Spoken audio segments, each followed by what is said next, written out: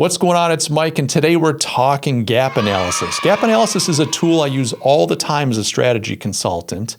It's designed to help you basically move from a current state to a desired state. In other words, it helps you both identify and close the gap between where you are and where you want to be. Now take a look at this simple diagram. It should help a little bit. In it, you see your current state where you are. On the other side, you see your desired state where you want to be. And between the two, ladies and gentlemen, is what we in the industry call the gap. Now, to close the gap, you're going to need to take a number of steps to move from your current to your desired state. And those steps become your action plan, a really valuable asset. So let's quickly run through the process of conducting a gap analysis, and then I'll take you through an example to really bring it home. All right, the process of conducting a gap analysis is pretty simple. First, you got to describe the general area you want to improve. Second, you want to identify specific improvement items or issues. Third, you're going to determine your targets, meaning your desired state, where you want to go. Fourth, you're going to determine your current state. And then fifth, you're going to map out your action steps. And that's it. Like I said, it's simple. However, do not let the simplicity of a gap analysis fool you, my friends. It's really effective. It's great for creating change.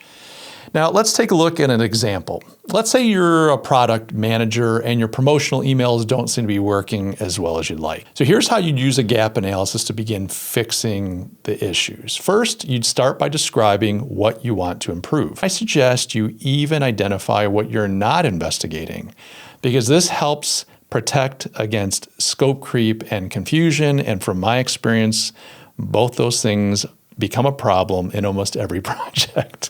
So for our example, we'll say that we are investigating the performance of our product promotional emails. We are not addressing the performance of customer service emails or of our online store. Okay, next you need to define specific improvement areas, meaning what about your promotional emails do you want to improve? The first area you need to improve is your open rate. Open rate means pretty straightforward, the percentage of people on your list that open a given email. The second area you want to address is your click-through rate, also known as your CTR. Your CTR is the percentage of people that click the links you've added to your email. So having identified your two specific areas of focus, let's figure out your desired state, meaning what targets should you set. For open rates, let's shoot for an average of 50% or better, since your research has shown that's an industry standard.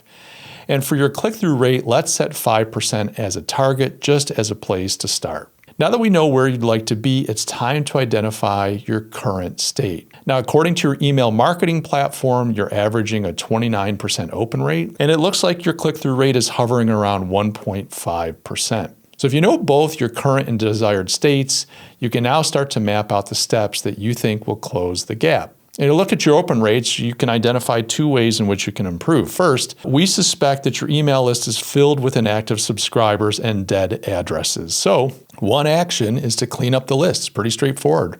If you remove a lot of the dead wood, you should automatically increase your open rate. And second, we know that subject lines dramatically impact open rates. So assuming your team can get better at writing subject lines, we're going to enroll your copywriter in a short online course of writing subject lines. Let's say you're a little stumped when it comes to your click-through rate. That one's tough. You don't have a lot of email marketing experience, and it's not clear what will help close the gap. In this instance, we decided the best course of action is to hire an email marketing expert to assess your promotional emails and to make recommendations. Pretty straightforward.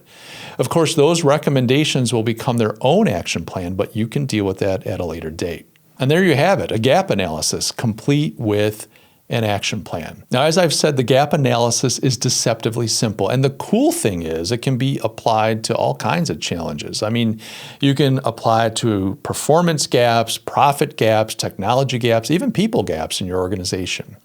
And all you really have to do is remember three key elements. You got to remember your current state, your desired state, and the actions necessary to bridge the gap between the two. And that's it. Guys, do me a favor and leave a comment down below. Have you ever used a gap analysis yourself? And if you haven't done so already, like this video and subscribe for more strategy-related content. Kids, that's all I got. I love you all, and I'll catch you in the next video. Cheers.